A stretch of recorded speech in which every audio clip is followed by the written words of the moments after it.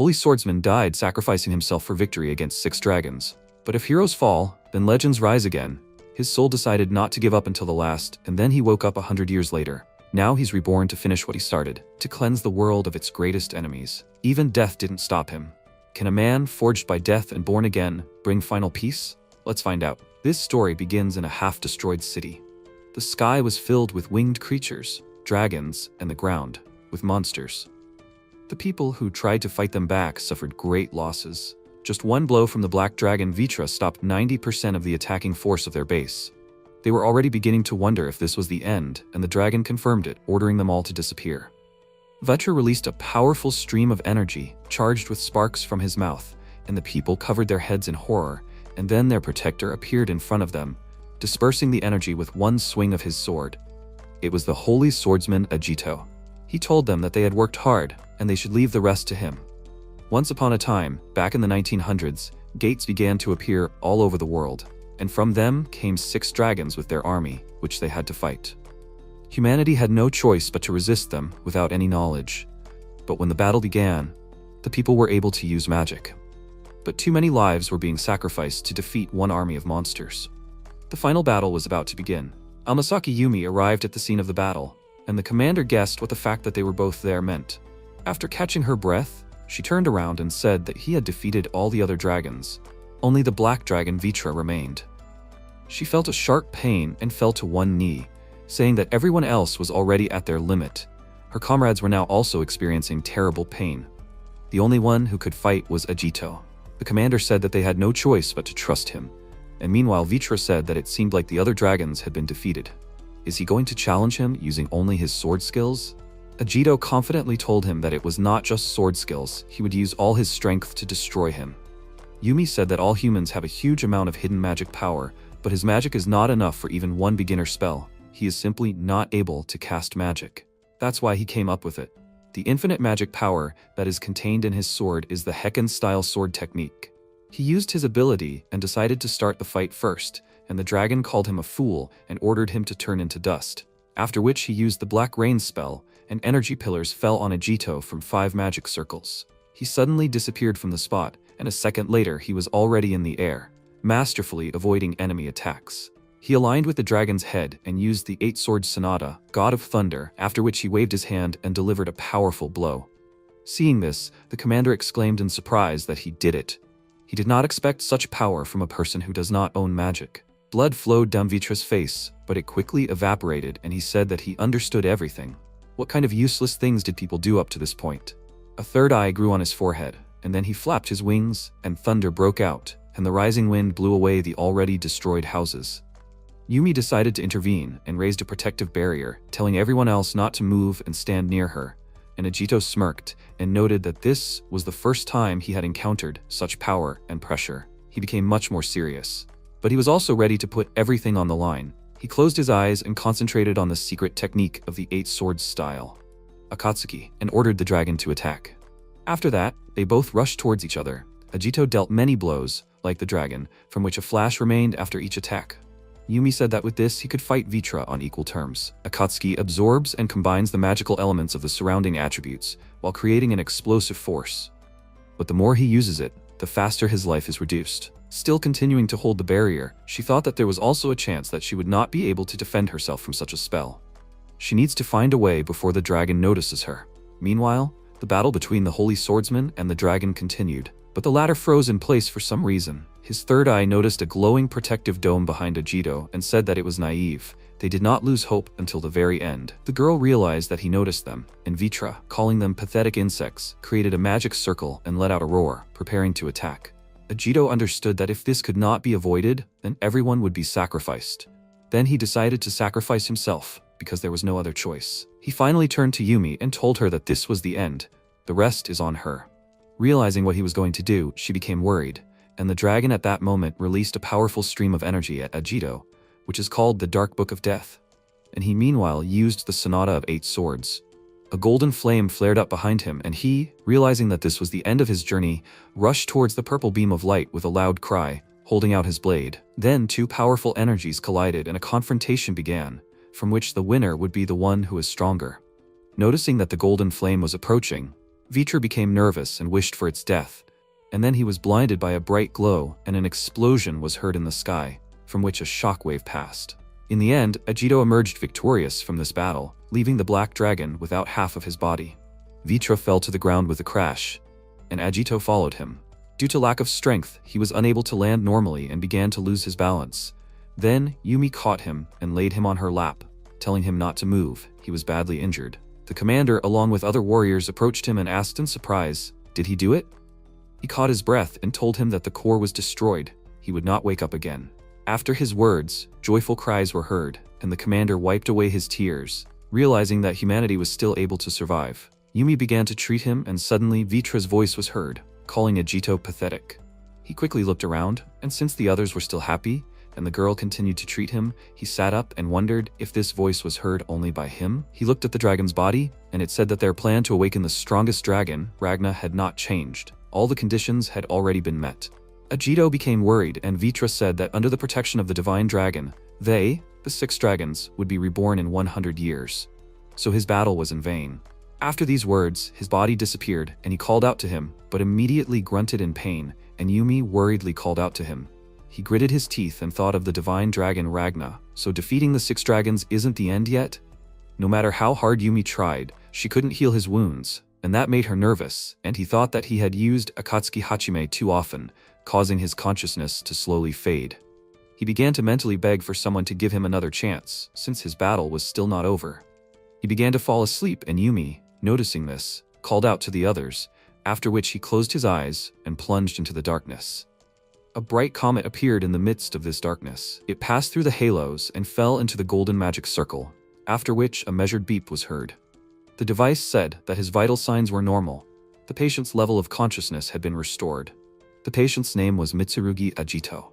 The attending physician would come to him soon, so let him wait for a while. He opened his eyes slightly and thought it was so noisy in here. He quickly realized that he was in a hospital, but there were so many devices that he had never seen before. Maybe it was some kind of military facility? At that moment, a program telling the history of this world was just playing on TV. The TV said that a ceremony was held to celebrate the peace achieved by the saint of swordsman Agito and the other 4 heroes.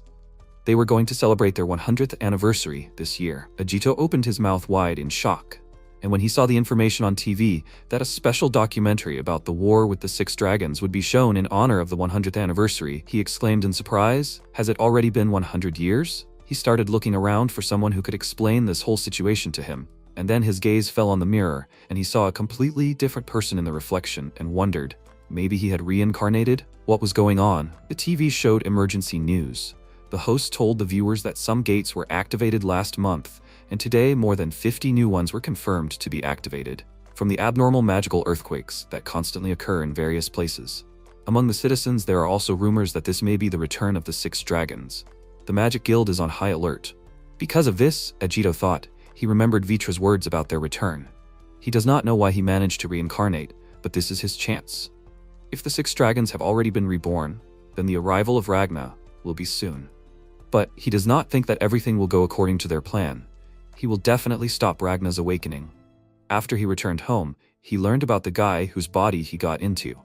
He is a student of the School of Magic, lost his parents in early childhood, lives alone. But despite this, his name is too similar to his.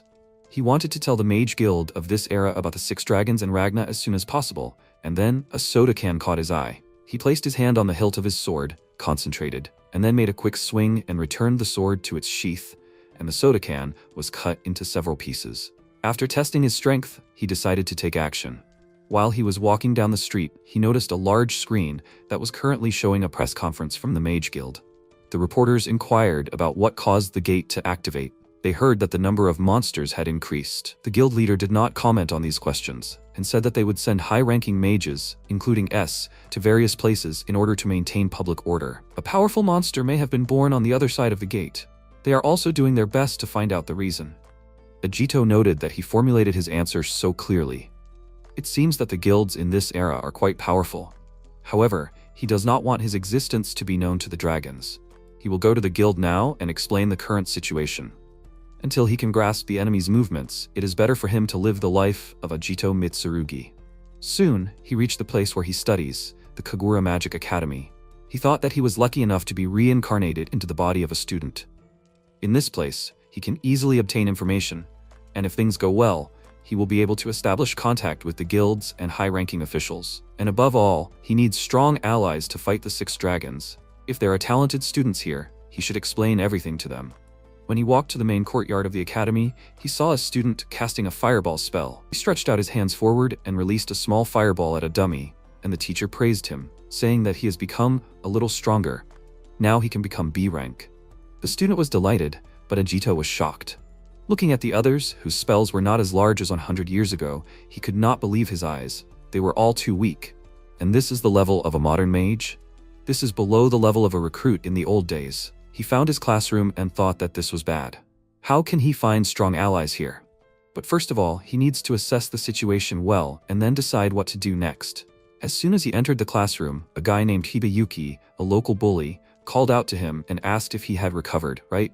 He was worried because he had been in the hospital for a month. He and his friends came closer to him and said that when he left, they did not know who to use as their toy. After these words, he laughed out loud, and the rest of the students in the classroom became nervous. Ajito was scared for a second. He already thought that his true identity had been revealed. Still, he is embarrassed by this name, but he has to pretend to be Mitsurugi Ajito. He apologized to the bully and said that he was in the hospital and somehow forgot some things. Who are they? Because of this, the bullies got angry and Yuki grabbed him by the collar, pulling him closer and asked if an F-rank idiot forgot everything. He said his name and rank A and then kicked him in the chest, causing him to fall down. Now he understands what is going on here. Yuki called him trash and said that he is acting crazy. Meanwhile, the rest of the students started whispering. They were discussing Yuki, but were afraid to say anything against him, just so he wouldn't make fun of them. Meanwhile, he noticed the weapon on Ajito's belt and said with a smirk that outdated swords are perfect for an idiot like him. Does he hope that he can do something? Become a hero like Saint Ajito? But that's impossible. Only his name makes them similar. He laughed again, and Ajito sighed heavily, saying that he already understood everything. That guy was hospitalized because of his bullying. He threw his hand away, stood up and dusted off his clothes, saying that he had things to do. Why doesn't he hone his skills instead of doing such stupid things? The rest of the students became very nervous. They all understood what was about to happen. Yuki literally flared up with rage, and his friends became nervous and began to warn Ajito that he would be hospitalized like that again. Yuki was so angry that he intended to kill him and cast a fire spell, which made everyone in the class run away. But Ajito remained standing. The bully exclaimed that since he wanted to die so much, he would perform his spell, and then shot a fireball at him. Before the fireball could get close to him, he pulled out his sword and swung it, using the 8 swords technique, Whirlwind Strike. Yuki was thrown back several meters, and the fireball disappeared, which surprised everyone. Could it be that the F-rank Ajito reflected the magic that almost reached the A-rank? Yuki, meanwhile, fell to the floor in horror, looked at Ajito, thinking, is this guy really that Ajito? He convinced himself that this was some kind of mistake, and exclaimed that he did not believe it. After which, he used a spell and was about to strike, but a girl appeared in the passage, who ordered him to stop. Her name is Amasaki Erika. She is a descendant of the great hero Amasaki Yumi, and her power reaches the A rank. Yuki gave her a displeased look, and Ajito was slightly surprised. Everyone in the class was very happy that she had returned from the expedition, and she told the bully not to use such magic indoors. It seemed like he especially enjoyed bullying his classmates. She dispelled his magic with just one swing of her sword and said that if he continued to do so, she would act differently. He had no choice but to listen to this intimidating girl and told his friends to leave. As soon as they left the classroom, she sighed and her friends ran up to her, starting to congratulate her on her return and asking how everything was abroad. Meanwhile, Ajito, because of her last name, thought, could this be a descendant of Yumi? Maybe he could talk to this girl about the situation. Yuki, meanwhile, was taking out his emotions on the poor tree and cursing loudly because this guy had embarrassed him. He threw a fireball at the tree and shouted that he would not forgive him and would definitely kill him. Meanwhile, not far from the school, one of the adjutants of the 6 dragons, Odium, was hovering in the sky. He came here to erase the unsightly origins of the 4 great heroes, but this guy interested him. He has such an unpleasant name, but it seems like he caught an unexpected prey. He chuckled and thought that soon, in the name of Rubal, that soon he will fully recover. He, Odium, will take care of it. Meanwhile, Yuki decided to call Ajito and Erika to a fight after school, since they had disgraced him, and his friends asked in surprise, is he joking? Not only Ajito, but also Erika, who is a descendant of one of the 4 heroes? He asked, what difference does it make? Those who insulted him, he will personally kill. Then applause was heard nearby. Odium came down to him and said that his anger was so amazing. Yuki asked who he was and where he came from, and felt a strong pressure. The dragon said that he was so rude, and then introduced himself to him, saying that he was one of the army of 6 dragons, a confidant of the Master Rubel, and now he will see if he can be of use to him. He grabbed his head and began to carry out some manipulations with the help of magical power, which caused a mark to appear on the guy's neck, after which he fell to his knees without strength. His friends were worried about him and called out to him. Then Yuki turned to them, but his gaze was fierce. The boys became nervous and began to ask what happened and what happened to him, but he ignored them and walked towards them, lighting a flame in his hand. He gave them a fierce look, and then a scream was heard. In the end, his 2 friends died at his hands, which the dragon liked very much. He laughed and remarked that it turned out beautifully. Finally, everything was prepared, and now they just had to start everything. Time passed. The students gathered at the gate of Class C in the Mukuro Mountains. The teacher said that a practical lesson would be held in this gate. He did not care how and with whom they united in this battle. The main thing is that they killed at least 5 monsters. And just in case, the A-rank executives were invited as observers, so they should not worry. Ajito remembered the magical abilities of the current generation and wondered if everything would be okay. Among the crowd of students he noticed Erika. He approached her and thanked her for her help earlier. She told him with a smile that it was nothing, she had just scared him a little. If he had any problems again, he should tell her, and next time she would hit him. He laughed nervously and, remembering Yumi, thought that it was immediately obvious whose great-granddaughter she was. Erika said that besides, such people only targeted weak opponents, which was why she had confronted him. She didn't think he had the courage to attack her. For some reason, he was slightly surprised. He remembered his former comrades and realized that they had all lived long and happy lives. Noticing that he was lost in thought, she asked what was wrong, and he told her with a smile that everything was fine, they would see each other later. He left, and she thought that what Ajito showed her this morning didn't look like magic. It didn't look like an accident, it was definitely a sword technique. The fireball was dispersed by the shockwave due to its enormous speed. Even an S-rank swordsman couldn't do something like that. Only one person could do something like that. The legendary swordsman who fought alongside her great-grandmother, the holy swordsman Ajito. She wondered who this Mitsurugi was, and it was time to enter the gate. Soon after they began their journey through the cave, they encountered some kind of huge half-orc, half-pig creature, who warned them of his approach with his cry. The students surrounded him from all sides and began to cast spells, but apparently they didn't expect that the monster would not just stupidly stand in place and start to strike back. So he swung his club, knocked one of the students to the ground, and was about to crush him, but Ajito arrived to his aid in time. He dealt with him with just one swing of his sword and turned to the guy asking, "Is he okay?" He began to teach him that distance was the key to fighting orcs, while the others were surprised that he was so fast. He waved goodbye to the students and continued on his way, thinking that as he had expected, low-ranking students couldn't pass this test quickly. He still needed to establish contact with influential people from the guilds. When he entered the next hall of the cave, he noticed something was wrong.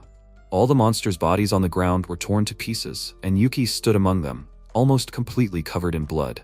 He questioned his name and became wary, after which Yuki turned around and shouted with a beastly grin that he would kill him. Quickly breaking away, he approached him and enveloped his fist in fire, but he managed to dodge and noticed that his magic power had increased sharply.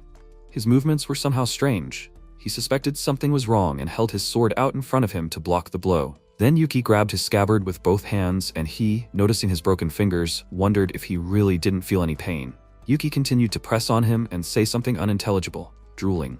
At one point, his gaze cleared up a little, and he asked him to save him, which made Ajito's eyes widen, and he remembered his wounded comrades and the dragon's victims. Gritting his teeth with hatred, he ordered the enemy to leave him. After which he lit 2 fingers and touched the boy's forehead with them, causing the mark on his neck to disappear. He immediately lost consciousness, but Ajito managed to catch him and told his assailant that he knew he was there. Let him come out immediately. He carefully laid Yuki on the ground, and then Odium's laughter echoed throughout the cave. He appeared from a purple haze and said that his toy was now broken. It seemed that he would better kill him first, and then Erika. He extended his hand towards him, casting a spell, and said his name, saying that he was the adjutant of the flame dragon Rubel, who would return soon. Many magic circles appeared around Ajito, and the dragon said that he would now become his executioner. After his words, flames gushed out from the magic circles, but such a seasoned fighter as he was not afraid. He took out his sword and made several quick swings, dispelling the flames, and Odium thought in surprise, did his magic instantly disappear? Ajito said that the return of the 6 dragons will not happen, because he is the one who will ruin all their plans. Odium smirked and noted that he was so impudent, after which he invited him to play and fired several magic projectiles at him, which he skillfully avoided, and even managed to get closer to him. He wanted to strike, but his opponent's claws suddenly grew and blocked the attack. Ajito noted that he was in a good mood. But why does he hurt people? He smiled and exclaimed that it was all fun. After these words, they both increased the distance between them, and the man began to shoot at him again, and he dodged again. Odium said that the war 100 years ago was incredible. Predators provide their prey with an escape route while hunting, and as soon as they begin to think that they have escaped, the predator appears in front of them and experiences great pleasure from driving the prey into a trap. And hearing the cry of a child who is killed by a distraught mother is even more pleasant. Ajito's face darkened, and the man said with pleasure that it was so fun, and when the divine dragon awakens, he will be able to experience this again. He clenched his fists in joy, then looked up at his opponent with a displeased expression and began casting his spell again, saying that he would not let anyone get in the way of their plan.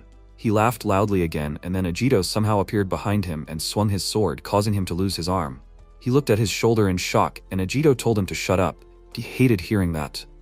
Odium felt a sharp pain and screamed loudly and attacked him in rage, screaming that he would kill him, then began swinging his claws randomly just to hit him. He screamed in rage that he was just a pathetic bug, but he ignored him and parried another attack, while he exclaimed that he was just a piece of meat that they had to hunt. He raised his hand, creating a magic circle above himself, and told him not to be impudent. He would burn him so much that it would be impossible to even recognize him. Many fiery stones fell from the circle. A peculiar meteor shower began. The spell fell on the entire hall, and Ajito thought that it looked like he was going to destroy this gate.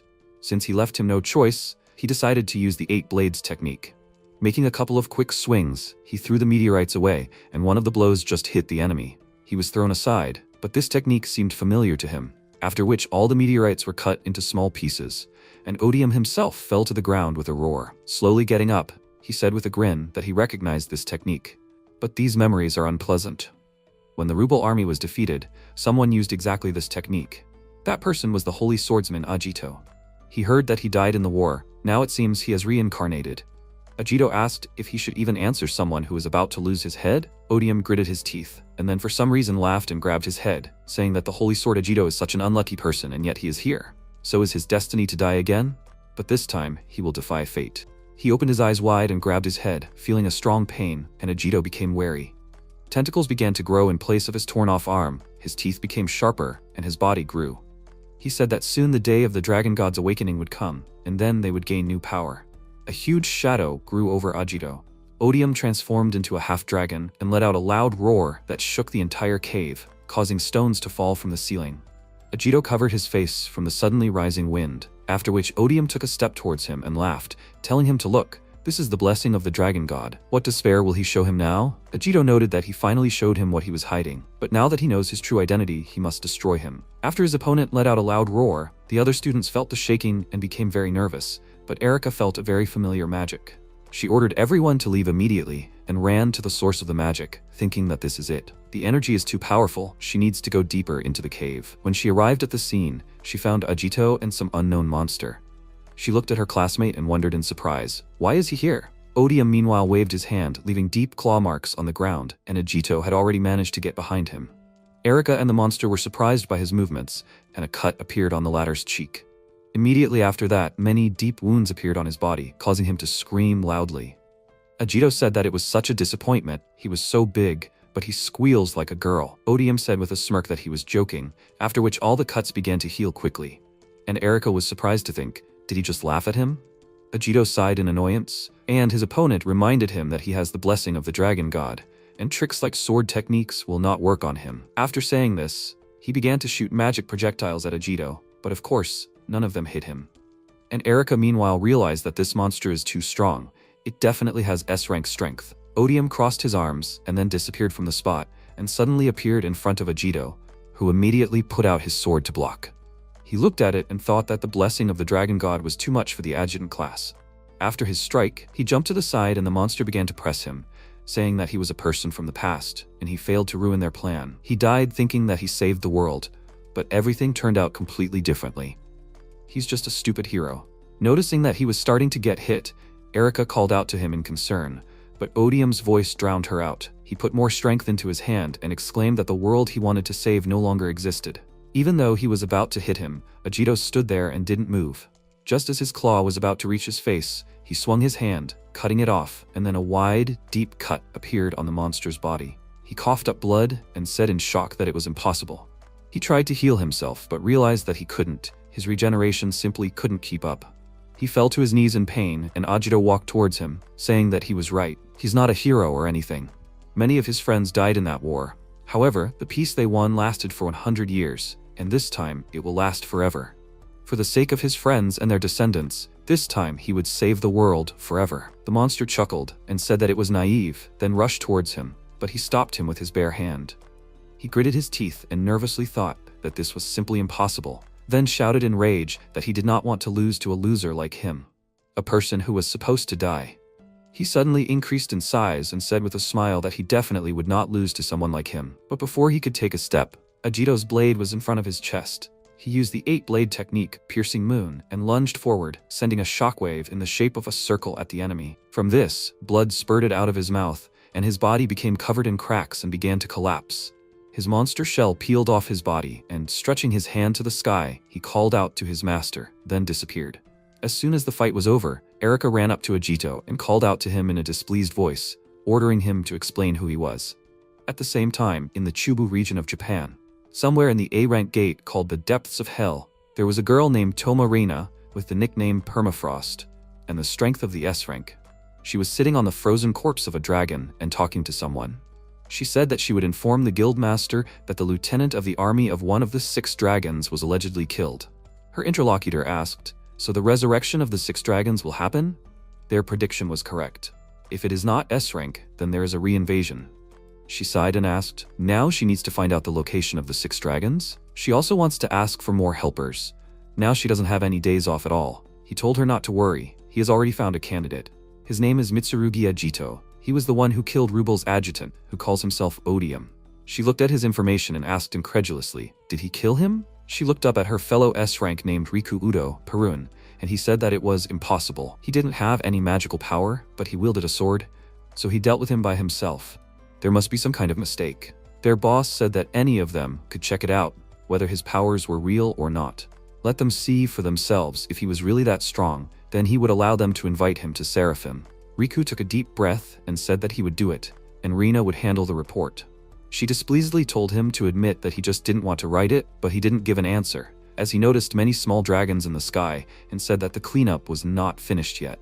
Reaching his hand up, he used his thunder magic, and several electric poles shot into the sky, frying the dragons, and he said that he can't wait to see how cool this Mitsurugi is. Some time passed after they returned to school. Ajito told Erika everything. After learning the truth, she exclaimed in surprise. In other words, he is the holy swordsman Ajito, and the 6 dragons are preparing to awaken the dragon god? He confirmed it, and she grabbed her head, saying that this is just crazy. She thought it was a bad prank, but his sword skill is at the level of an S-rank mage, and she has no other explanation for this, unless he is the holy swordsman Ajito himself. She sighed heavily and said that she believes him, but on one condition. She also participates in the battle with the 6 dragons. She, like him, also wants to protect this world, and she is definitely not going to stand aside. Because of her behavior, he remembered Yumi. She was also so determined and confident. He smiled and noted that she was definitely her descendant, and thought that she had inherited this magic from her as well. She didn't hear what he said and asked what his plan was. He told her that he was thinking of gathering more allies since the 2 of them definitely couldn't handle it. They needed to find the same ones as before, like the 4 great heroes. Erika touched her chin thoughtfully and said that it meant that they needed mages like her great-grandmother. Seraphim came to mind. Maybe they could help them. It was an organization that researched gate anomalies, and it included S-rank people. He knew that she had gone abroad. It was an invitation from Seraphim. She had been helping them with their investigation. If she had to describe them in one word, she would say that. Ajito didn't let her finish and said with a smirk that they were the strongest. But the question still arose, would they believe his story or not? She told him that she thought it would be okay. There were different people in this organization, but they had the same goal, which was to protect the world created by the Holy Swordsman and the 4 great heroes, so they fought. So she thought they would believe him. He replied that it was a relief that this era also had its heroes. It would be great to be able to fight alongside people like that. She said that there were some strange individuals among them, and at that moment, Ajito suddenly turned around, noticing something. He quickly drew his sword and blocked a sudden lightning attack that Erika hadn't even noticed. Ajito told her to be careful. They had a guest. After that, Udoriku landed nearby with a clap of thunder and said that to tell the truth, he had been looking forward to this moment, and it seemed like it was worth it. She was very surprised when she saw him, and Ajito asked if she knew him. She told him that he was the highest rank and the best lightning magic user in the world. He is also a member of the Seraphim Guild. Ajito was wary, and Riku said that it seemed like he had defeated a pawn of one of the 6 dragons. He had defeated a guy like that once before, but he wasn't as strong. However, he didn't think that he could be defeated by a normal student. He told him to prepare for a test of his abilities and cast a spell, summoning a magic circle in front of his hand, and then several more, thus amplifying the magic. Erika realized that he was using Deafening Thunderclap. Isn't that a spell used on large monsters like dragons? And he was about to hit the man with it. Riku said that he didn't care what he used, he only cared if he could withstand the blow. If he could, he would invite him to Seraphim. He smiled and said that it was so cute, and if he couldn't, he told him that he would just write in the report that it was a miscalculation. Ajito prepared for battle and said that he had everything so well thought out, then told him to attack, and his opponent began casting a spell, Deafening Thunderclap. At the same time, Ajito used the 8 blades technique, 6-petal blade burial, and then swung his sword, causing a bright flash to appear in front of him. Riku was enjoying the event, and Erika covered her eyes from the blinding light, and when she opened them, she saw that Ajito easily withstood the blow. Riku grinned, and Ajito meanwhile was delighted. Such a level of a mage was rare even in his time. He was simply incredible. He enthusiastically said the name of his opponent, and with a wide smile on his face, he offered him to become his ally. He frowned in response, then smiled and said that he agreed. He patted the protagonist on the shoulder and added that he should have suggested it. He agreed and then asked what. Riku added that he was amazing. He was able to stop his attack with just a sword. The protagonist closed his eyes and said that he was too serious. By the way, that was a disguised spell, Deafening Thunderclap. Right. Riku looked at him in surprise, and MC added that if he had gone all out, everything here would have been destroyed. There aren't many mages of that level. He smiled and thought, did he see through him that quickly? That's comparable to an S rank. He looked at the protagonist's aura and spread his arms out to the sides and said with a smile, he's definitely not a candidate. From today on, he will be part of the Seraphim Guild. The protagonist replied that he would be happy to fight alongside him. By the way, Erika will be with them, right? At that moment, she just appeared behind him, and he turned around and asked, what is it? Isn't she in Seraphim? The next second, Riku said that it was impossible. The operation records he read from the North American branch showed that her magic power was inferior to theirs, and her swordsmanship was not as outstanding as his. He shouldn't say such a thing, but one needs to be stronger to join them. She is not at the level for Seraphim. She understands this better than anyone. Erika, hearing this, lowered her gaze. She was confident in her strength, but this situation at the gate showed her that she was not up to it. She still lacked the strength to join Seraphim. The protagonist then asked, is that all? Riku looked at him in surprise, and he said that he was sure that Erika had a hidden talent that she herself did not know about. Her strength would be needed for the upcoming battle. Erika was surprised. What? Ajito? Riku put his hands forward and said that he knew what skills she had, and to say that it was absolutely necessary. He sighed and added, he could do anything that this girl could. The protagonist smiled and said that it was not so. He had to forgive him, but he couldn't do even that.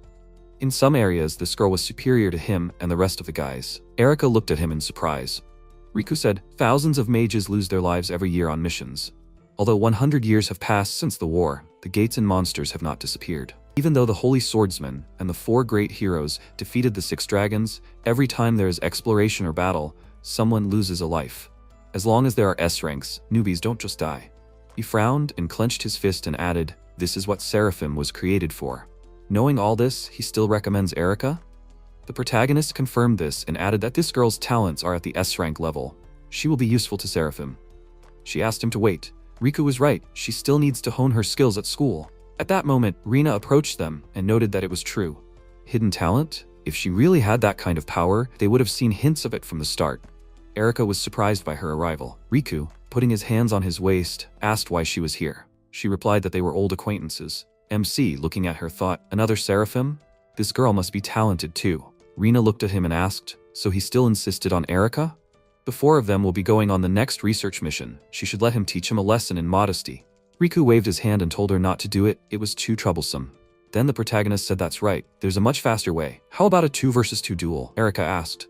Duels? The next second, they released their aura, and she said that he was underestimating them. He didn't even know how strong they were. MC smiled and said, of course, he knew that. And she said, okay. But they were using the training grounds of their guild for that. If an S rank fought at full strength, there would definitely be damage to the area they were using. Riku added, that was just his thing.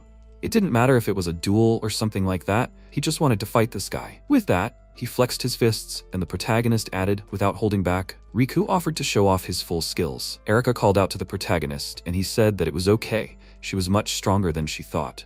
He then turned to her and asked if she would believe in him and fight with him. She remained silent, and then thought, Saint Swordsman Ajito believes in her so much.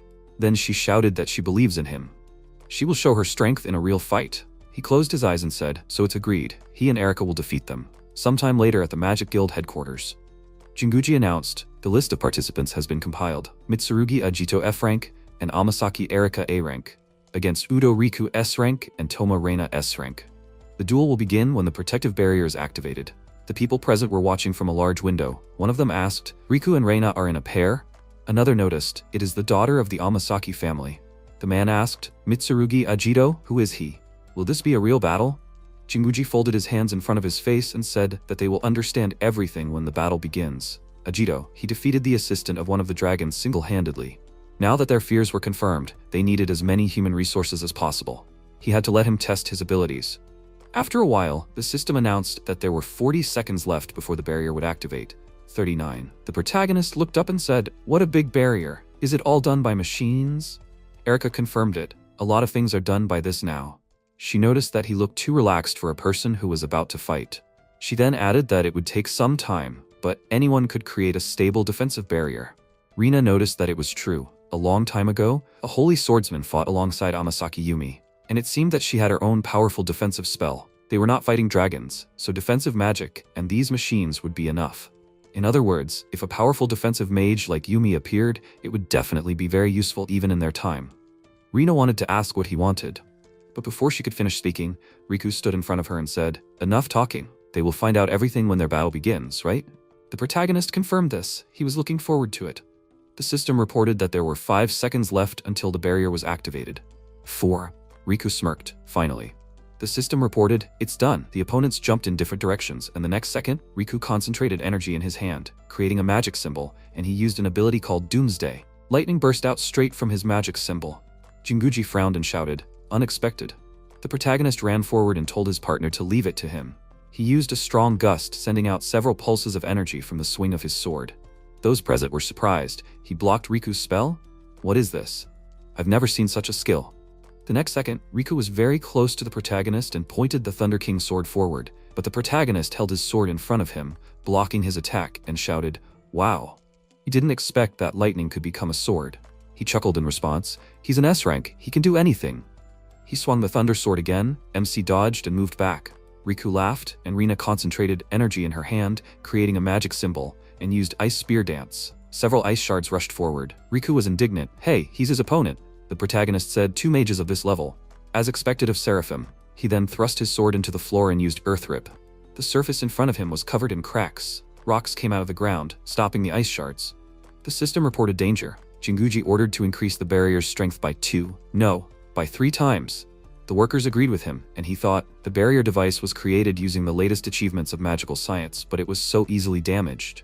Then he said, Ajito, why hasn't such a talented person existed yet? He thought it was incredible. This guy is a genius, like Riku. At that moment, the protagonist, holding a sword, ran forward and shouted, and she held on well. Rina. He thought she wasn't even breathing. She, continuing to use the spell, said that she should be the one telling him. But is everything okay? He only pays attention to her. Her ally is in danger. He shouted, Erika. The next second, Riku was above her and said that he approved of Ajito, not her. He sent a powerful pulse of electrical energy downwards, using a deafening clap of thunder. Erika began to cast a spell, Saint Lo Nef Ort Flam. The light, the protection in her hands, must resist death and destruction. Jinguji, watching this, was perplexed and shouted, What? What kind of spell? Many magicians have tried unsuccessfully to create the skill of one of the great heroes Amasaki Yumi. The next second, she released a holy shield, blocking the enemy's attack. They looked at her in confusion. Rina said, Holy shield. Her partner added, she stopped it. MC asked, didn't he talk about her hidden talent? Now it's their turn to attack. A few hours earlier, Erika sat at the table opposite the protagonist and thought, so this is a boy's room. This is her first time entering one. Is it normal for her to be here right before a duel? Ajito has been silent for a long time. He said that he wants to talk about her talent, but could it be something else? She blushed in embarrassment and then frowned, thinking that she should pull herself together. As a member of the Amasaki family, she can't let herself be confused by something like this. Then he called her and said that he will get straight to the point. She inherited her great-grandmother's power. She was surprised. What? He replied that he was talking about her talent. And what did she think? She replied, oh no. He added that her talent was defensive magic. Her great-grandmother, Amasaki Yuka, one of the 4 great heroes, had the same power as her. She looked at her hands and asked, so she can do the same as her great-grandmother. He added that her talent has not yet awakened. Usually it takes years to awaken on its own. She was surprised. What? But they don't have time. What should they do? Then the protagonist stood behind her and she called out to him in surprise. He said that they will do it. After that, he touched her back and she screamed in fear. She moved to the side and, holding her hand out in front of her, shouted at him to wait. He shouldn't touch her like that in strange places. He apologized to her and she asked, was he really just going to touch her, right? He confirmed it and then pressed the necessary places on her body. The next second, an aura burst out of her body and she asked in surprise, what? Her body. MC explained that he activated her magic. Now she will be able to use most of the defensive magic. But this is only for a while. In order to master the magic herself, she needs to train. It will be very difficult training. She agreed and said that she is ready. And he, smiling, said that this is a good answer. Then they should go finish off those 2. In the present, the observer of the battle shouted that this is incredible. She stopped Riku's strongest technique. Jinguji, what does this mean? He stood up from his seat and thought, a seraphim candidate who does not have enough qualifications. This was Erika's characteristic. Then he added, but still, he saw talent in her. Ajito, what an amazing person. The protagonist then said that Erika's strength has been confirmed. Now it's his turn. He pulled himself up to the hilt of his sword and used 8-blade Sonata Thunder God's Wrath. Lightning flashes flew in all directions as he ran forward to attack. Riku shouted, dual sword and lightning technique? Good job, Ajito. Rina created a magic attack and asked, does he have time to talk? She used water spear dance. Erika responded by using a protective barrier, blocking her attack. Rina thought in surprise, she blocked her attack with such a low-level spell. The next second, Riku concentrated energy in both hands and shouted, then how about this? After that, he sent forward a double thunder spear. The protagonist asked his partner, is she ready? She confirmed it and, putting her hands forward, used a mirror shield, reflecting the attack. Riku put his hand forward, blocked his own attack and shouted, so she only knows how to defend? I wonder. Erika thought they could do it. Rina continued to direct her attack at the opponents, and Erika, continuing to defend herself, remembered the protagonist's instruction. She should not take the full force of the attack head-on. She needs to deflect it, focus on strengthening certain areas, and then they can handle the S ranks. They can really win this duel. Meanwhile, the protagonist continued to attack the opponent and asked what he would say about Erika now. He laughed and said that he noticed that this weak girl suddenly became strong. He thinks that he can add more power. He used magnetic field manipulation. The protagonist and his partner were thrown to the side, and he directed the attack forward again. MC thought, a support spell without direct damage? His target. With these thoughts, he stabbed his sword into the ground, directing the attack forward. Riku shouted at Rina that she should act. She told him not to tell her what to do and then used Crystal Cage. The cage appeared in the arena, the protagonist said, so they planned this from the beginning? Riku confirmed it. He wanted to fight him face to face, just him and him. Rina and Erika, one-on-one, without any interference from the outside.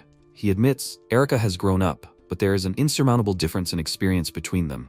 He concentrated energy in his fists and added, talent alone is not enough to defeat an S rank. This applies to Erika him. He replied, he certainly does not intend to lose an experience. He and Erika will defeat them both. The next second, Erika pushed off the ground and, swinging her weapon, flew to attack. Rina dodged to the side, and then used her magic attack again. Her opponent managed to use defense, and she raised her hand up, and concentrating energy used a crystal strike. A huge ice shard flew straight at Erika, and she managed to use reflective light. Then she used enchantment, Pulse Blade. A powerful stream of energy erupted from her sword, and she swung it, sending an attack forward. Rina, having dodged it, thought, I see. Any attacks less than full power are completely blocked. She is ruthless with her blade. She really is a good swordsman. Not an easy opponent. However, when the sword was very close to her, she declared that she was still too soft. She appeared behind her back and then used the ability Avalanche. Erika, having turned around abruptly, used the Holy Shield again, reflecting her attack. She thought, she is strong. Even under intense pressure, she instantly turned everything in her favor. So this is what it is, S rank. Rina asked, is it time to give up? It seems that she has potential, but in the end, she will not last long. Specializing in defense will not lead to victory if she cannot deliver the decisive blow. Why did she insist on such a duel? Erica remained silent and then spoke. She almost gave up. Even though she was from a family of hero descendants, she was only an A rank. Even with constant training, she did not see the possibility of changing her future. But then she saw someone fighting alone to protect everyone's future. She may not be that strong yet, but she also wants to grow up to protect everyone. She released her aura and declared that she would not stop trying. Rina asked, she thinks that she can change the future with just her efforts. She then stood up, pushed off the ground, concentrating the energy around herself, and noticed that she was mortally mistaken. Erica, covering herself with her hands from the powerful streams of her energy, and thought that she had only concentrated her magical powers, but she could no longer move. Rina added, both the present and the future are built on the past. She needs to come to terms with her past so that she can move into the future. Until now, she will not allow her to move forward. With that, she created a magic symbol and used Cositus, Absolute Zero. A powerful attack was aimed straight at Erica, and she thought that this was her chance. She threw her weapon and then concentrated energy in her hands using Sanctuarius. Rina, turning around, noticed in surprise that her technique was reflected. Erica said that she was caught. At that moment, Jinguji, watching this, said such a thick magic barrier is impenetrable. Now Rina will not be able to use any magic to attack. This powerful spell turned into an impenetrable wall. To use abilities so effectively that even S-rank magic turned against the owner. Ajito, he awakened an outstanding talent. At that moment, one of the flashes of energy headed towards Rina, but she put her hand forward, dispelling it. She then said, what is the point of achieving this power now, after so long? At that moment, Jinguji shouted that she should stop. The duel is over.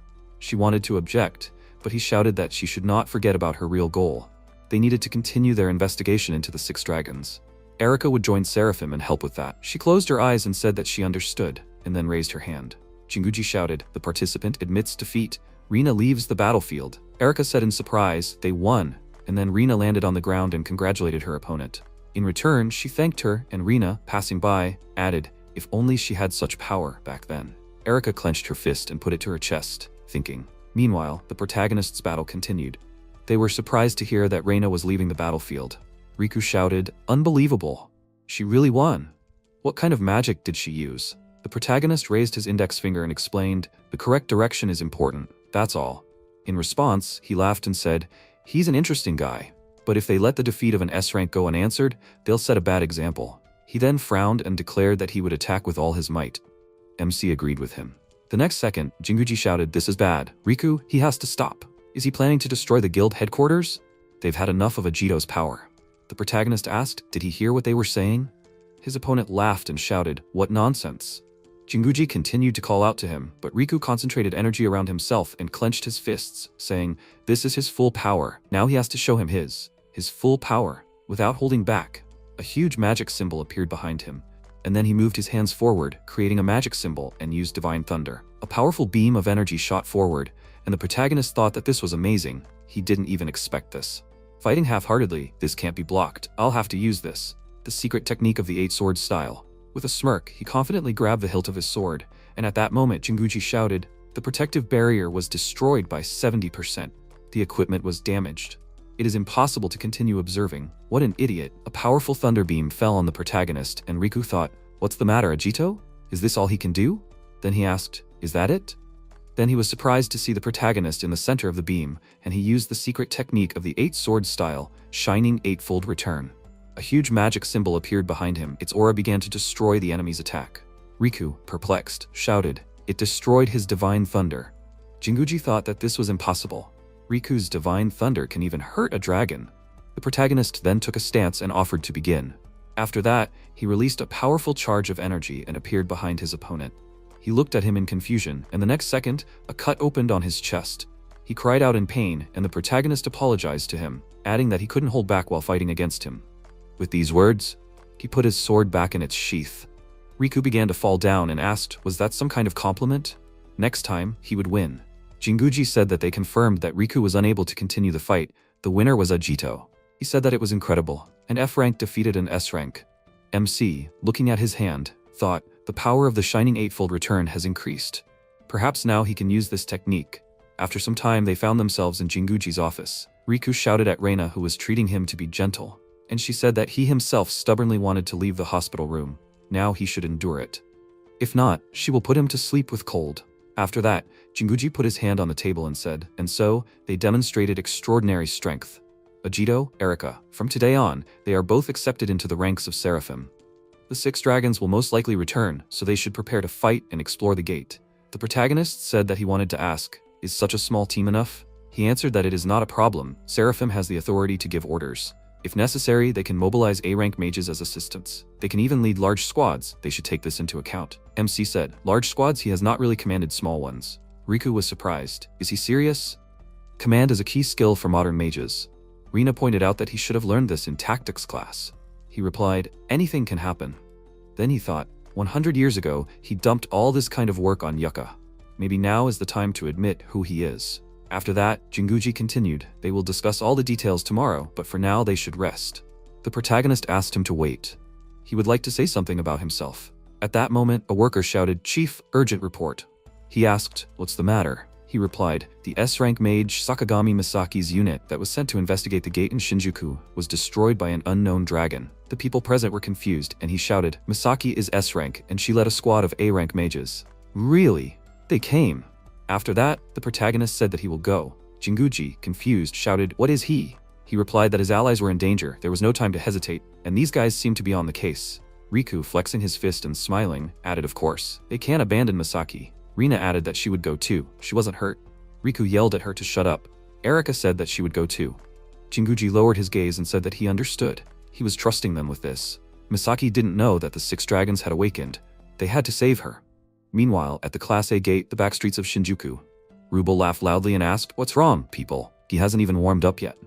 Ichikawa Kuta, a Class A mage, the lieutenant of Misaki's squad, hid behind a rock and said, what a beast! He wiped out almost the entire team with one attack. Misaki, what should they do? She sat on the floor with her back against the rock, tears pooling in the corners of her eyes, and she desperately said, she was sorry, she was so sorry, this was all because of her. She was an S-rank mage walking in the void. She said, the great hero of the past, the holy swordsman, Ajito said, those who put their comrades in danger don't deserve to command. That's what he said. She put 2 fingers to her temple and shouted, she would die and pay for her sins. That was the only thing left for her. Kota shouted at her to wait. He took her hand and told her not to rush. If it weren't for her teleport, not everyone would have died. Besides, didn't Lord Ajito say something like that too? There is no entrance, you have to look for a way out, or something like that. He shouted that he said in any difficult situation there must be a way out. He got it all wrong. Then she added, 100 years ago during the Great War, the holy swordsman who had no magic had trouble detecting the enemy in a large area. Oh well, of course, the dragons had magic, and they hid using artifacts, and no one could detect them. Come to think of it, the holy swordsman was so cool. Anyway, the humans had trouble because they couldn't detect the dragons, and then the red dragon Rubel and his minions surrounded the city and tried to attack from all sides. But he knows what happened? The holy swordsman couldn't detect the enemy with magic, but he created a sword technique called Blade Cry. Isn't that cool? He knows how rare it is for someone to create their own technique, and no one could do that. Thanks to this, the mages held off the dragon Rubel in a tough fight. But there were 6 dragons, so the chances were slim no matter how you fight. But 4 great heroes appeared, and their holy swordsmen defeated the red dragon. All thanks to his technique. In the end, he was able to cut off the dragon's head.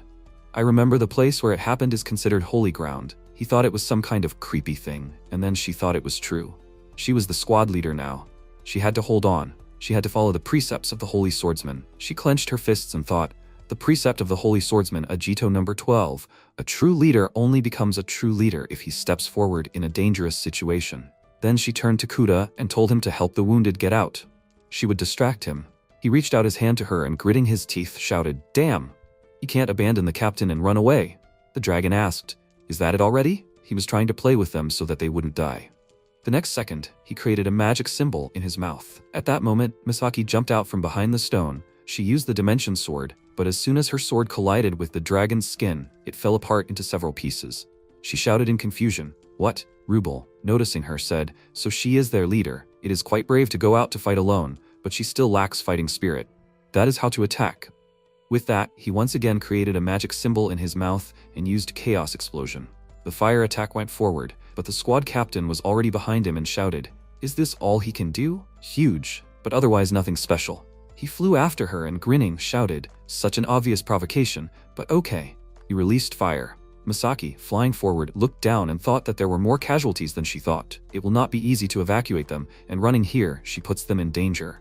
And her mana is quickly running out, so it's all or nothing. She must try.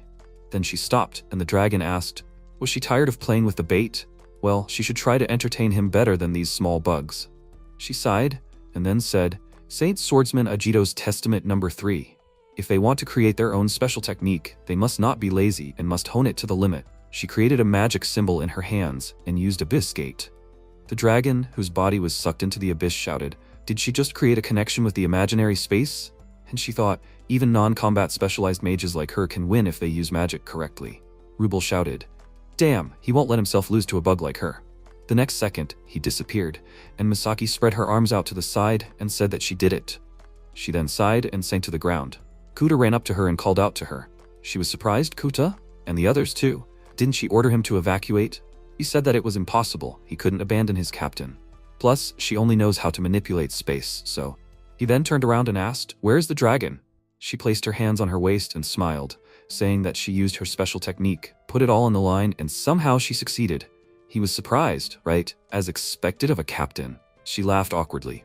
And he asked, but what kind of dragon was that anyway? She thought, that's right, huge magic power and purple scales, just like the red dragon Rubel, one of the 6 dragons that humanity fought 100 years ago.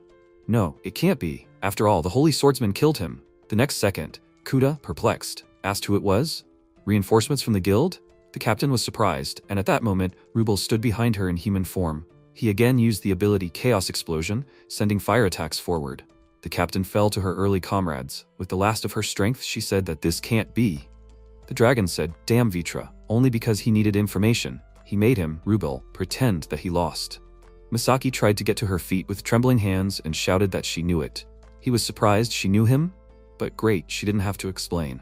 After that, he stepped on her back and told her to answer him one question. Where is the holy swordsman Ajito? She looked at him in surprise and he added, one of his minions sent him a thought image before his death that the same Ajito was reborn.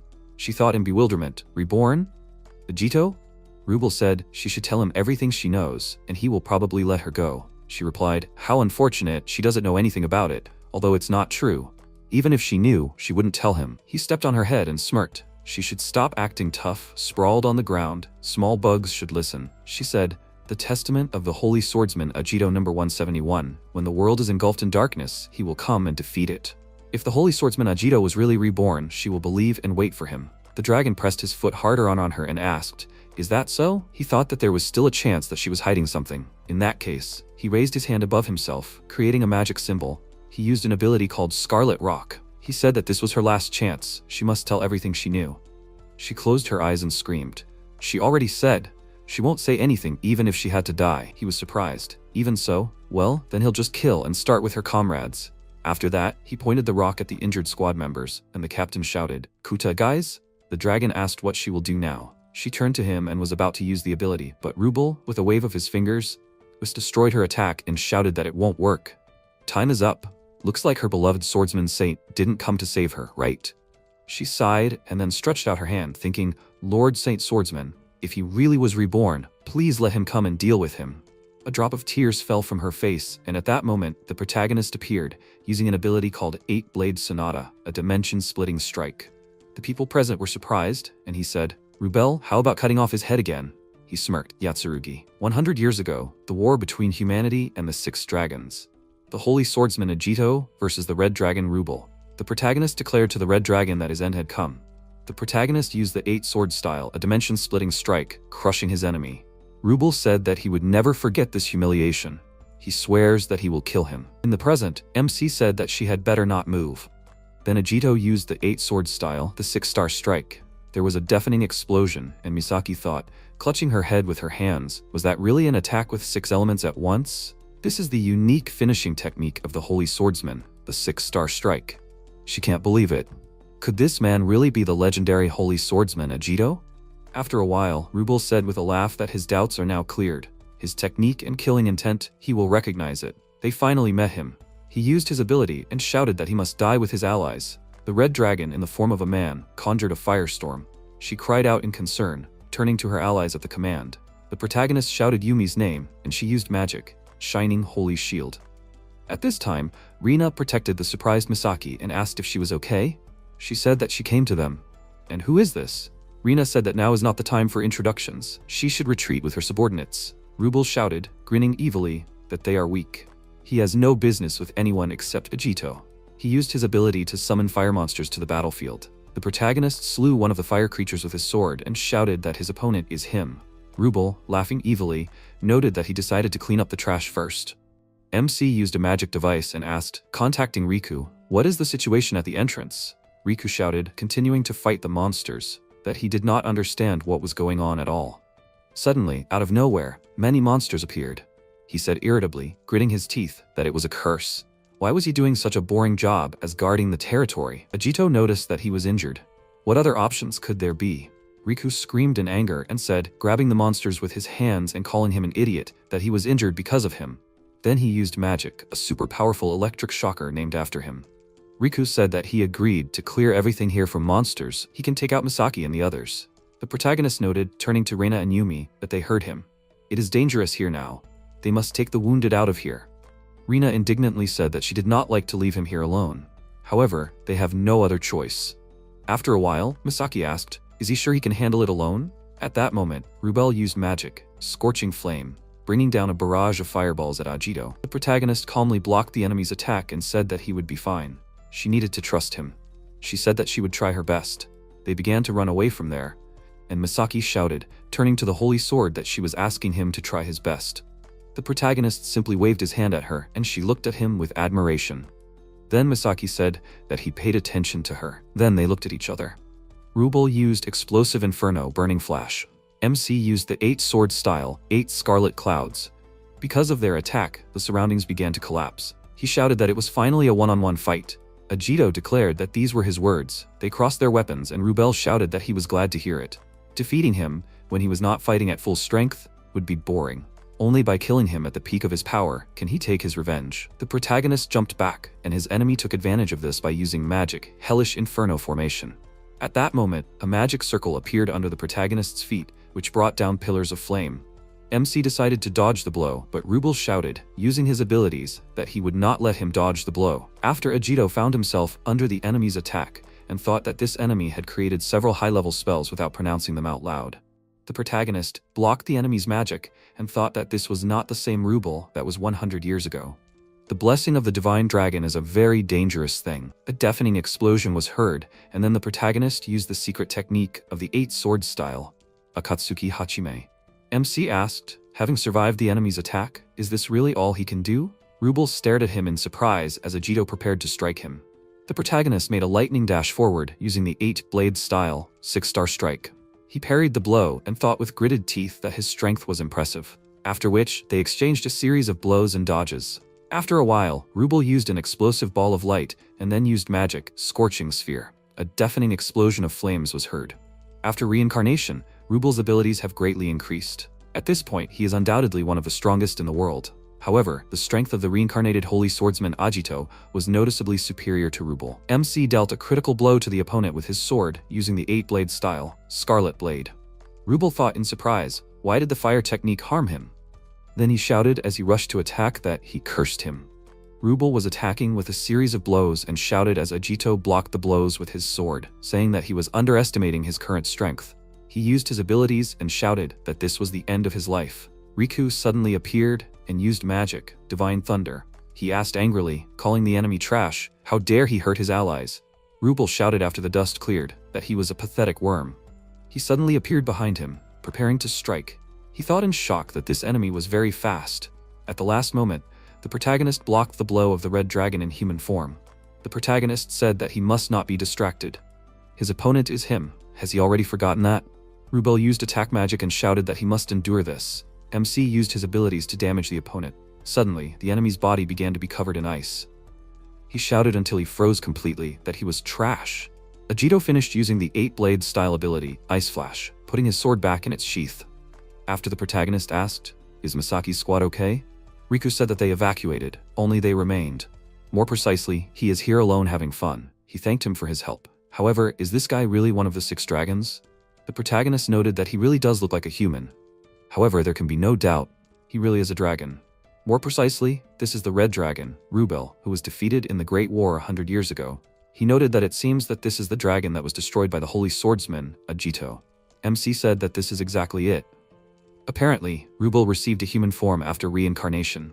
Riku thoughtfully said that this is amazing. However, this dragon, it seems, called him a holy sword, and he surprisingly knows the history of the war and everything related to the 6 dragons well. Ajito's expression changed and hesitantly said that it would take a long time to explain. By the way, how are his wounds? He shouted that that was not the issue now. The protagonist asked, did he notice that the weather was wonderful right now, right? Riku shouted in irritation, grabbing his neck with his hands, that they were now inside the gate. He should stop trying to change the subject. The protagonist shouted that he should stop too already. He shouted, is he hiding something? He must tell about it right now. The MC said that he should be careful and not overexert himself because he was injured. Riku shouted in anger, and who injured him? Will he remind him? Although it happened during a duel, it does not cancel his guilt. Ajito thought that he was having difficulty breathing. Maybe he should tell him about himself? Suddenly, Rubel said, breaking free from captivity, that he now understands. He has reached the limit of his strength. With his current level, he won't be able to defeat him. Riku noted that the battle is not over yet. Ajito said that he was right, they can't relax. The enemy still has strength to fight. He said that 100 years ago, he learned that humans are useless, inferior creatures. Rubel used his powers and said that, however, there is an exception, and that is magic manipulation. They are superior to dragons in this. The protagonist asked what was going on. Riku noted with a smile that it was amazing. He transformed and said with a smirk that his demonic form was born from the enormous magical power of a dragon, combined with a human's ability to manipulate magic. The protagonist looked at his enemy with tension and thought that the enemy's strength surpassed even the black dragon Vitra, whom he fought 100 years ago. After a while, Rubel asked, perhaps he wanted to know why he did not immediately assume this form? Then he used his powers, and a deafening explosion was heard. Rubel said the reason for this was simple. If he destroyed him with one blow, it would be too boring. The protagonist noted that it was time for them to begin. MC deftly dodged the enemy's blow and thought that he had become faster. Rubel struck at him and shouted, what's wrong? Is this all he can do? Ajito blocked the blow with his sword and stated using his ability that he has a rather interesting demonic form. He shouted while smirking, does he still think he is the strongest? Riku shouted, calling him a lizard and using his lightning magic that he should not ignore him. Rubel dodged the ultimate lightning strike and remarked while rushing at him that weak people should not interfere in this battle. He gritted his teeth and grabbed him with his hand. Afterwards, he thought that his wound had opened. However, it does not matter. He is a seraphim. Ruki remembered the past where he was asked what kind of special group. He declared that he would gather the best mages together, a group of S-rank mages, and the group would be called Seraphim. Although it had been 100 years since the war, the gates and monsters had not gone away. Even after the Holy Swordsman and the 4 heroes had dealt with 6 dragons, people were still dying. He was tired of this, so he created something that everyone could rely on, the strongest group. At this time, Riku declared that a few wounds would not stop him. He used magic, an ultra-powerful discharge of his own. Riku shouted, how could he do this? The protagonist tried to warn him. Rubel rushed at him and dealt critical damage, and then threw him into the wall with a powerful blow. The protagonist asked if he was okay. He said with difficulty that he can still continue to fight. He wants to protect the peace that the Holy Swordsman and the 4 great heroes have achieved. Riku declared before losing consciousness that they will protect this peace. Rubel noticed that he finally got rid of a weak enemy. He even sympathized with him a little. He only had weak people among his allies. MC used the 8-sword style, Night Fang of Light. Rubel used defensive magic to block this blow. After a while, a beam of energy pierced the sky. Rubel shouted, so he can cut even space? Now he was much more interested. He made a series of blows, which Ajito successfully blocked. After that, Rubel used magic, separating Firestorm. The protagonist dodged and used the 8-blade style, Dance of Ghostly Swords. At that moment, multiple blades pierced his enemy. The protagonist decided to deliver the finishing blow to the enemy. Rubel noted that he uses the same techniques. With his strength and speed, it could work against weak people. However, it is useless against him. After that, he used magic, Dance of Hellfire. MC was barely dodging the enemy's attack and gritted his teeth. Suddenly, his enemy dealt direct damage to him, causing him to fall down with a crash. Ajito thought while breathing heavily, so the technique Akatsuki Hachime is no longer enough, right? Rubel shouted that he was finished. He shouted, using his abilities, that the current him is stronger than him. a deafening explosion of magic was heard, the infernal roar of a fire dragon. Rubel declared with a laugh that he finally did it. He was able to defeat this scum. He must continue to become stronger. He is the king of this planet. Suddenly, to his surprise, a huge pillar of energy appeared. He shouted that this is impossible. Could he really survive his attack? The protagonist noted that he had planned this 100 years ago. He had been improving and honing the technique that surpasses Akatsuki Hachime. And with this body, he will be able to use it. The protagonist declared that this was the ultimate technique of the 8 blades style, the shining eightfold return. After a while, the reporter's assistant said that it was time for them to go home. Iri Shiori, the newspaper reporter, said that she was against it. They hadn't found the golden Tsuchinoko yet. She wouldn't go home until they got exclusive photos. She asked tiredly, were all reporters like this? Suddenly a strong gust of wind arose, almost blowing them away. Shiori shouted, could this be a sign that the golden Tsuchinoko had appeared? They had to go forward. She hurriedly walked forward, muttering under her breath, golden Tsuchinoko. The reporter's assistant shouted, where is she going? Then she happily declared that they were here. Shiori looked at the figures in the sky in shock. At this distance, it was hard to see anything, even with the camera zoomed in all the way, but she still managed to do it. She saw powerful magic that tore apart space itself, and the one who could shake the mighty enemy with one blow of his sword. The heroic figure of a silver-haired youth. At that moment, the protagonist decided to use the 8-click style, shining eightfold return. Rubel asked if he really expected to win with an improved version of the same old technique. He used magic, Dance of Hellfire, rushing at him. The protagonist deftly dodged a series of blows. Rubel gritted his teeth in irritation, trying to reach him with his blow. He thought, why can't he hit him? This is simply impossible. He is on par with his demonic form. Although he even surpasses him. MC used the 8-blade style whirlwind strike, which multiplied the wind blades. Rubel gritted his teeth, trying to hold back his blow. Then he shouted, rushing at him, that he is trash. Numerous explosions were heard in the sky, but Ajito appeared behind him, preparing to swing his sword for a blow. The protagonist used the thunder god magic, purple lightning, striking his enemy. And then the protagonist used lightning flash to deal a critical blow to the opponent. MC decided to use magic, divine lightning, to deal the decisive blow. Rubel screamed in pain, falling from the sky to the ground with a roar. Ajito knew that his body had no magical power at all. The protagonist realized this during the battle with Riku. However, the less magic, the stronger the technique, Akatsuki Hachime.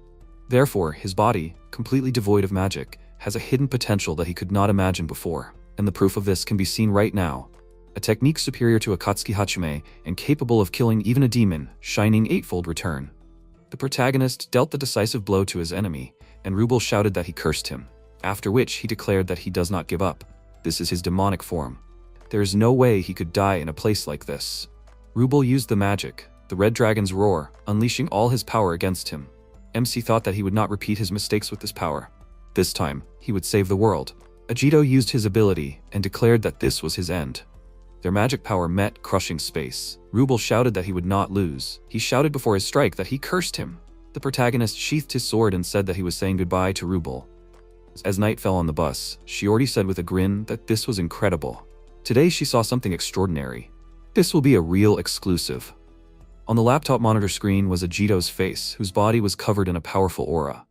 The day after the battle with the Red Dragon Rubel, at the headquarters of the Tokyo Magic Guild, Misaki reported that this was exactly how it happened.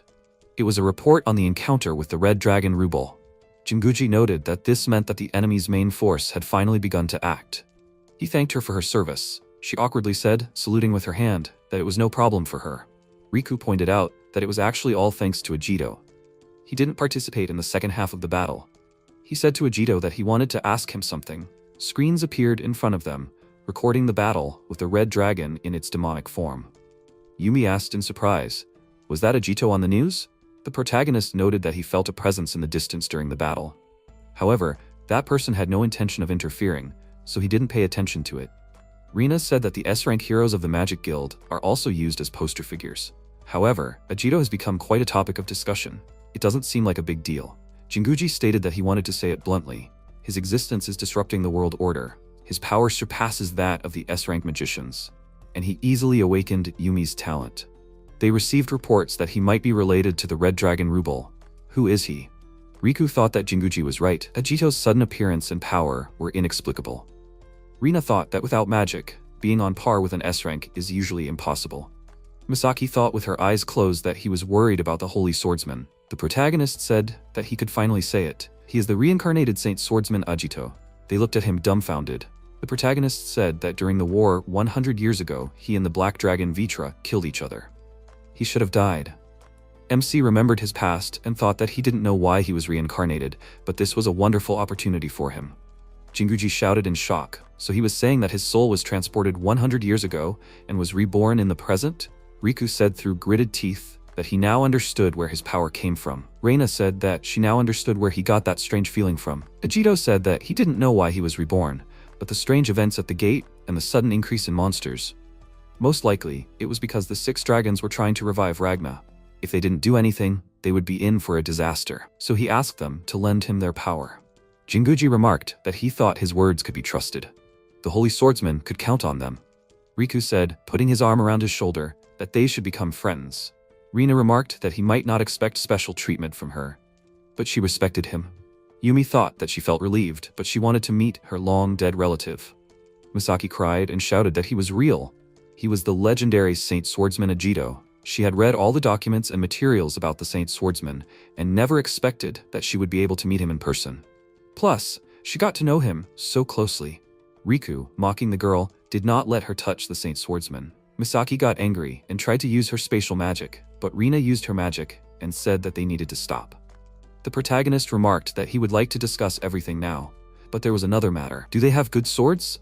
The protagonist took out his sword and said that he was afraid that his sword would not withstand the upcoming battle. Yumi was surprised and said that his sword was made from the latest GMA model. They used the strongest steel, right? GMA, Gunner's Magitech Arms, the largest factory for the production of swords, staves, armor, and various magical tools. Their developments use the latest achievements of science and magic. The headquarters are in the United States. MC asked in confusion, so this is the best sword of the times? She said that it is. Ajito said in disappointment that he lacks Dosetsu Suikane. They looked at him in shock. Misaki asked, apologizing to the Holy Sword, did he just mention Dosetsu? The protagonist pointed out that it was the name of a great swordsmith in his time. He was a good guy, just very stubborn. She indignantly shouted that she knew it. Dosetsu is a legendary swordsmith who is rumored to have forged a sword for the Holy Swordsman Ajito. His only goal was to create a sword that could cut through even a god. He was said to have a rude and unfriendly personality and rarely made weapons for others. But the great swordsman saint was able to break through to Dosetsu's heart, and with his famous sword Masamune Ajito, he destroyed the water dragon Keirura in one blow. Seeing this, the blacksmith's character softened, and after the war, he began working for the guild. Riku asked, activating his lightning magic, if he should turn it off. Rina said that she would not mind. She said that, well, there is someone. It is the heir of the legendary blacksmith Dosetsu. Her name is Mikoto Suikane. She is the great-grandchild of Dosetsu, who received the title of master at 18 years old. All they need is to ask her to forge a sword for him. MC asked where they should look for her. Riku sighed heavily and said that she is in purgatory. Ajito asked what kind of place it is. He said that it is an extremely dangerous gate where high-quality magical ore can be found. Rumor has it that Mikoto lives in this gate to fulfill Dosetsu's dream and forge the greatest sword. The protagonist smiled and thought that she is very similar to her ancestor. Blacksmiths are probably all weird. The protagonist said he understood. Then he would soon be heading to that purgatory. Yumi asked if he would go there alone. The MC said they didn't know where the dragons would appear next. Rina said they needed to keep as many forces as possible on standby. Ajito thought he shouldn't forget about that place. Just before Rubel's attack, at the North American branch of the Magic Guild, Shin said that that was all for today. He was returning to Japan. The people thanked him loudly. He thought that information had been sent through the Seraphim leadership's personal communications that the Holy Swordsman, Ajito, had been reincarnated in the present. He was currently a member of Seraphim. Suddenly, the telesphere, the magic tool that Ajito and the 4 great heroes used during the Dragon War 100 years ago, lit up on his neck. They were currently in the hands of the 4 heroes' descendants. Shin thought in shock that this couldn't be true. A magic window appeared with the information that this is a message to his dear friends and their descendants. The world is in danger again. If they receive this message, then he politely asks them to lend him their power. This message was sent by Ajito. He broke the telesphere with his fingers and stated that he will be the one to protect this world. He is a descendant of one of the 4 great heroes. After some time, at the S-rank gate, Purgatory, on the 3rd underground level, the protagonist noted that it means that here is Mikoto with the profession of a blacksmith. Suddenly, Shin appeared on his way and asked, calling him by name, what is he doing here? The protagonist asked who he is, after which he remembered the past and one of the 4 great heroes. He stated, introducing himself, that he is the commander of the special squad, Seraphim, and also a descendant of Yukito, one of the 4 heroes. MC thought with a smile that he immediately recognized him as a descendant of Yukito. Shin noted that he did not expect to meet him in such a place. He was just going to take his weapon back for Mikoto. Ajito thought he had contacted everyone, but there was no response. He had almost lost hope that there were any descendants of the heroes left. The protagonist asked, does that mean he knows him? He said that he had contacted Jinguji. He had heard the story of Rubel. The protagonist remarked that he had also come to see Mikoto. Then MC extended his hand and said with a smile, calling him by name, that he was asking him to lend him his power. If they stick together, they can resolve this crisis. Shin's expression changed and then slapped his hand. He remarked that if he had the chance, he wanted to speak up. Shin irritably stated that he was not going to deal with him. Ajito asked in surprise, why was he saying that? Didn't he know that the 6 dragons had been reborn? If they fought each other, their defeat was inevitable. He pointed his weapon at him and stated that he did not think there was a place for the heroes of the past now. He will be the one who will protect this world. They exchanged glances, and then the unknown person used magic, Diamond Rain. They deftly used their weapons, repelling the enemy's attack.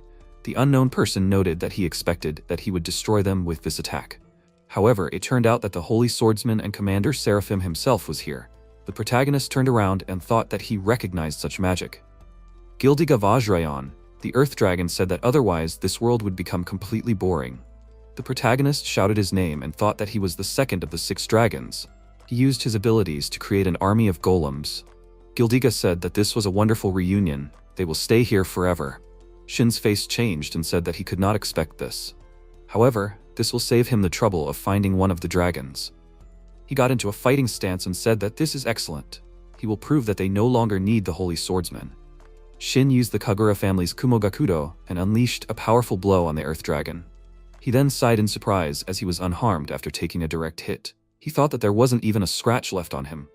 MC used his ability and shouted that he shouldn't attack directly. Ajito used his technique, Shining Eightfold Return, and slashed his sword at his enemy. Gildiga stated as the sword shattered that it was his secret technique that killed Rubel. However, it was too weak. Ajito stared at him in surprise as he held the broken sword. He said that his body had become much more durable this time. Shin pointed his sword at the dragon, but at that moment it used a hellish strike, attacking the protagonist's stomach with a swift attack. With such force, he flew back, and Shin, turning around, thought he withstood the attack of the Holy Swordsman. That move just now, it was precise and sharp as the legend said, but still it reached the target, and he broke the sword? Or else. The next second, the stones lying next to him began to connect, forming stone golems. Gildiga picked up a piece of ore and said that this is not bad, it is filled with magic. His skill is based on ore. The darker it is, the more magic it can store, strengthening it. At this point, he can surpass the demonic form of Rubel. Even these stone golems, each of them is not inferior in strength to the Lieutenant of Dragons. Then he told not to rush. Several golems headed straight for Shin. He dodged the monster's attacks and thought that he was stalling for time. What was he planning?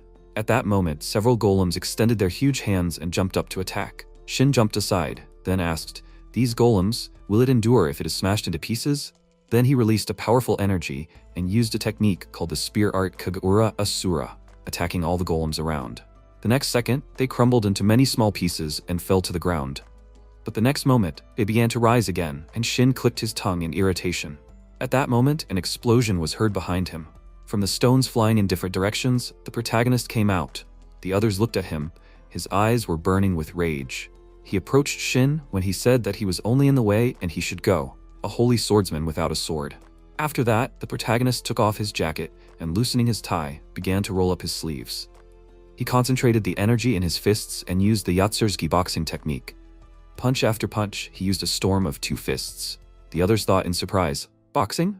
He said that all this time he fought without magic. They think that he is helpless without a sword? After that, the golems collapsed, falling to the ground. Shin, looking at this, thought that he was not joking. He looked at the energy concentrated in his fist and said that he was using the same principles as when fighting with a sword, transferring it to attacks with bare hands. The secret of golem regeneration is the magic of Gildiga, surrounding it with a thin layer of armor. You need to aim not at the golems themselves, but at this magic until it itself falls apart. The dragon said that he says it as if it will be easy, but without a sword, it will be difficult for him to do it. After that, the protagonist punched and said, The next blow will crush him. Shin thought, I see. After that, he swung his weapon and said, if you understand the principle, then everything should be simple. He used the spear art Kagura, swinging the weapon again, and said, Tenron. Several clots of energy swirled around, destroying the golems around him. Gildiga said, he destroyed his cute golems. At that moment, the protagonist ran up to him and swung his fist, attacking him in the stomach. The dragon flew back, stopping on the ground. Then he leveled out and said that he did not want to use this because the duration is short. The next second, his body began to be covered in stone, then it was covered with cracks, and Gildiga appeared from there in his demonic form. He added that it seems he has no choice. The others thought in surprise, demonic form. He pushed off the ground and ran to attack the protagonist, but he swung his fist and attacked him. At that moment, the dragon used super hardness. He blocked his attack. Shin jumped up and used the spear art Kagura, Dragon Slayer. Powerful energy burst out from his spear, falling on the dragon. Then it landed on its back, but he used super hardness again. After that, he jumped back. The protagonist thought that his ability was better than during the war. Shin thought that it was not only about defense. Gildiga directed his fist forward, using the attack Hell Punch. After that, he pushed off the ground and, approaching Shin, used Limit and concentrated, trying to withstand this attack. After that, he spread his arms to the sides, dissolving it. Shin shouted, Damn! He jumped off the ground, dodging the blow. The next second, a volcano eruption began behind him. Lava flew in all directions. Gildiga said that he will repeat it again. Now, he has become much stronger.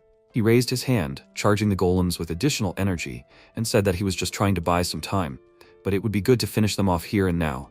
The protagonist noticed that he had strengthened the golems. The dragon then created a magic symbol in front of him and used an attack called Enhanced Diamond Rain. Many diamonds fell from the sky, and MC, trying to attack the golems, thought that he was attacking with both magic and golems, but even in demonic form, the core remained there. And if he can penetrate the armor. After that, he shouted, Shin, he must choose the right moment and concentrate his attacks on one point and penetrate Gildiga's armor. He was also fighting the golems at that moment and shouted that he should shut up. He said that he would be the one to protect the world. He probably never realized the weight that was on his shoulders. With that, he pierced the dragon's chest with his spear. Not long ago, 12-year-old Shin asked his great-grandfather if he had no wishes. Yukito looked at him and wondered why he did this all of a sudden. He replied, Great-grandfather, he thinks he should be more famous. Today at school, not long ago at school, the teacher told him, and that's how the 6 dragons were defeated by the Holy Swordsman and the 4 great heroes. She was sure that they all knew, but one of the 4 heroes, Yukito, was Shin's great-grandfather. He smiled when he heard this, at which point his classmates chuckled. What were the 4 heroes? They were just the Holy Swordsman's companions, right? After all, the one who defeated the strongest black dragon was the Holy Swordsman. They say that the first guild master quickly resigned. What skills? Shin got angry and started a fight. The teacher asked him to stop. Yukito told his great-grandson that there was no need to fight, and Shin raised his index finger and added that even after the war, great-grandfather continued to fight and worked hard to strengthen the guild. But he gave up the position of the guild leader, passing it on to his student. He replied that as a mage, he was content with the position of mentor. Shin asked why. Hadn't he ever thought he wanted to be a famous hero? He replied that it was true. There was a time when he revered heroes. But Shin, now they don't need heroes, but young people who are ready to follow in their footsteps. He can entrust the guild to a promising student, talented children, and he is very proud of all of them. Shin called him, and Yukito, patting his head, told him to remember that it is not the title of a hero that is important, but what he wants to protect. The world that they all fought for. He wants to continue to protect it. 5 years later, Shin was looking at his great-grandfather's photo while attending the funeral. He closed his eyes and thought that he should rest in peace, his ideals. He was pulled out of his thoughts by the voices that were discussing. But still, of course, he can't say it out loud. But he was a little dim until the very end. Shin opened his eyes in surprise and continued listening. They were talking, right? It was strange to hear that one of the 4 heroes ended up being a mere mentor in the guild. What was he trying to achieve? And the current head of the Kagura family is only an A rank, so that family is finished. But the gates and monsters still remain. Shin thought in annoyance. What did he say? The discussion continued. If only the Holy Swordsman was in charge of everything. The Holy Swordsman. All these heroes are nothing compared to the Holy Swordsman. If only the Holy Swordsman remained alive. He frowned and thought, why are they still chatting about that Holy Swordsman? If he was to be praised for sacrificing his life for the sake of peace, then those who fought alongside him and then maintained the peace they had achieved were no less worthy of admiration. And grandfather, this was him, his life. What was it all for? At that moment, his father came up to him from behind and said that this was the reality. Peace for them was something to be achieved, not something to be defended. And they also took it for granted. With his grandfather's death, the influence of the Kagera family had weakened even more, and his ideals would eventually be buried and forgotten. He then placed his hands on his son's shoulders and shouted that he must do it. He had no talent, but he could do it. He must become a hero who would surpass the swordsman saint. He must restore the glory of the Kagera family. In this way, he would preserve his great-grandfather's legacy. He lowered his head and said that he could leave it to him. He would definitely achieve it. In the present, he continued to attack the golems with his weapon. He thought, 4 years after that day, he desperately pressed forward. No matter what the task, he crushed even the strongest enemies, to revive the Kagera family, and to preserve the legacy of his great-grandfather.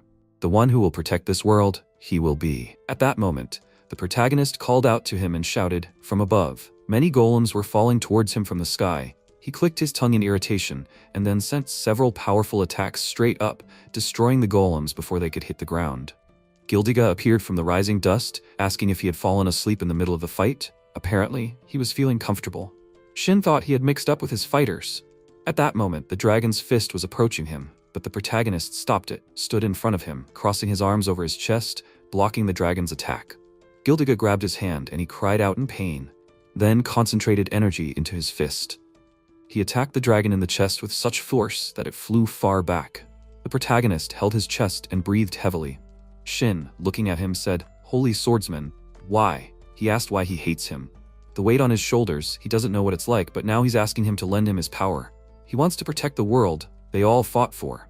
Shin frowned, remembering his great-grandfather's words. At that moment, the dragon stood up and noticed a good hit, but it seems that this is his limit without a sword. To save the world, he still lacks something. The protagonist, angry, gritted his teeth, and Shin said that he will not hold back. He should not complain if he gets hit. After that, he grabbed the spear more confidently and, looking at the protagonist, said that they will choose the time and break through his armor together. The protagonist closed his eyes and agreed with him. After that, he concentrated energy in his fists and said that he can leave it to him. Gildiga said how cute, but in the end there will only be one winner. They were ready to attack. The next second they ran forward, hitting the dragon. He tried to respond to their attacks. Then MC thought that he needed to speed up. Shin thought and finish everything with one attack.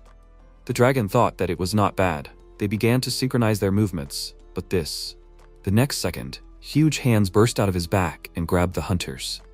He said that all their attempts did not matter as long as he could stop them. After that, he used the ability Hell Fist Ultra. He slammed his fists against each other and then looked forward in surprise, not seeing them in his fists. At that moment, Shin used a mirage of a double. The protagonist, dodging to the side, thanked him. He replied that he was just paying off a debt. At that moment, the protagonist used the Akatsuki boxing technique. Several copies of him appeared, and he used Blooming Inferno. While the dragon was trying to cover itself from the blow to the doubles, the protagonist thought that it looked like a random hail of blows, but in fact it was aimed precisely at important points. If he was distracted by their defense, his core. The next second, he struck the dragon in the head, from which he raised it. Shin was already flying at him from above and used the art of the spear Kagera. He flew down quickly, put his weapon in front of him and used the technique of the Dragon Slayer. The dragon thought that this was a real blow. Then he said, but unfortunately, these are not his only hands. The hands that appeared from his back wall rushed straight to Shin's attack. The next second, MC pushed off the ground with powerful blows and broke Gildiga's arms. Smiling, he said that they still have the advantage. A powerful blow hit the dragon right in the chest. He frowned, and then fell to the ground. The hunters jumped to the side. The protagonist thought, even this did not knock him down. Shin, running forward, thought, if there is only one way, keep hitting him until he falls. After that, they approached Gildiga again and began to strike after strike. And he just chuckled and said how fun it was. After that, he declared that this was the last round. They will begin. A huge magic symbol appeared under him, and the entire area around him was covered in small erupting volcanoes. He said if it works, victory is his. If he endures and keeps the core, then they are finished. With that, he pushed off the ground and, rising into the air, clenched his fists. He used the absolute earth-spewing cannon. The protagonist was surprised. Wow, his partner told him to stay behind. It doesn't matter whether he acknowledges it or not, just the ideals of the person he respected the most, he does not want it to go to waste. With that, he prepared to attack and used the spear art Kagera, a secret technique. Rakshasa's piercing spear. A stream of powerful fire rushed towards him, but the spear, although covered with cracks, flew further. The dragon said, "What a shame." Shin replied that he should not rush to conclusions. Then he was surprised and thought, "Where is Ajito?" At that moment, the protagonist was already behind him and, concentrating energy in his fist, shouted that he was here. He used the boxing technique Yatsurzuki, a secret move. Dragon Slaying Palm. The most powerful energy burst out of his fist. Everything around was covered in smoke. Gildiga, standing with his last strength, said, "What a pity, just a little more." There was a gaping hole in his chest, and he said that he wanted to have fun a little more. After that, he fell to the ground. The hunters, breathing heavily, rejoiced in their victory. Then MC approached the dragon and asked why he came here. What is his purpose? Shin thought he was just buying time, but in the middle of the fight he started fighting as if he had already won.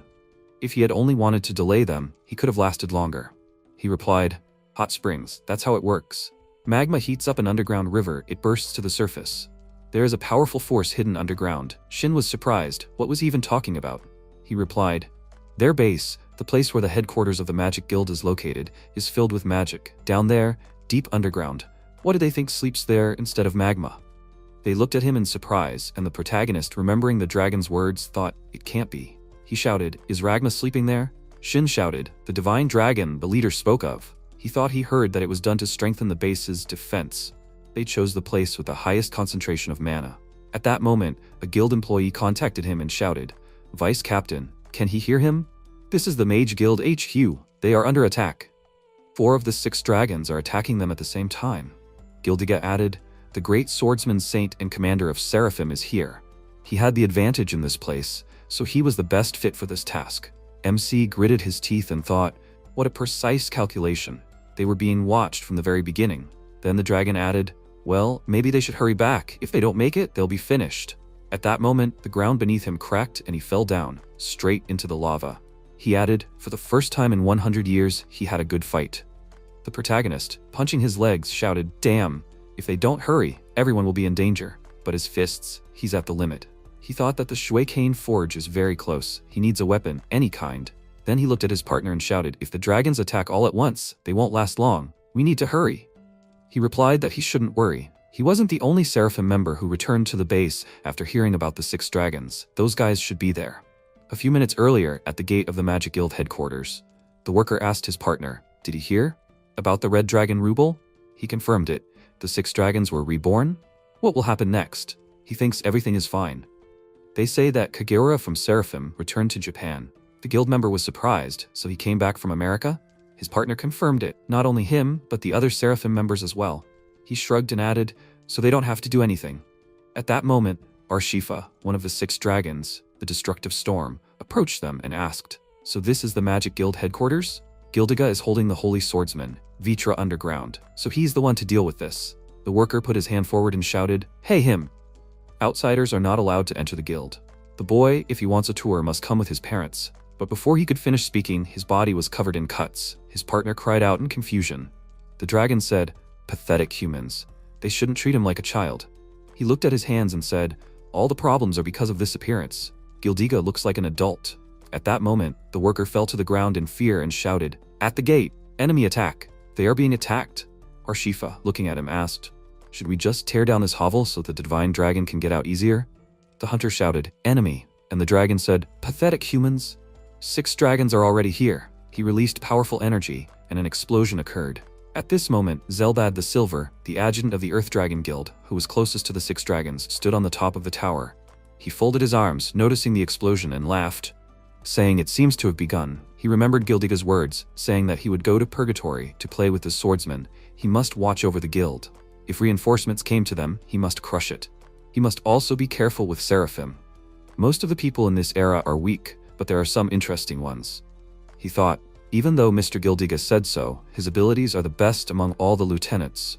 The swordsman saint is not here, so there is no way the humans can cause them trouble. He laughed and added, "Mr. Ruble is not here, so there is an empty seat among the 6 dragons. And after winning this battle, he, Zelbad, will be able to take it." But before he could rejoice at this thought, a powerful blow pierced his chest. Behind him stood Vice Captain Seraphim, an S-rank mage, an ox, Yagyu Tetsuya. After that, he apologized. The promotion was a bummer. He then lit a cigarette and looked down and asked, "So the 6 dragons came here?" He looked at another explosion and said, "Let's go. It's time to work."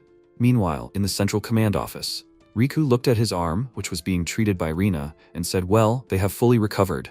He thanked her, and then the guildmaster said, now that they are healthy, he wants to talk to them about the countermeasures against the 6 dragons. They have definitely been revived, and even with Seraphim's power, they can't help but be shocked. Riku said, about that, he's been thinking about it ever since he saw Rubel's demon form. If they can control magic so well and also achieve demon form. At that moment, the building shook.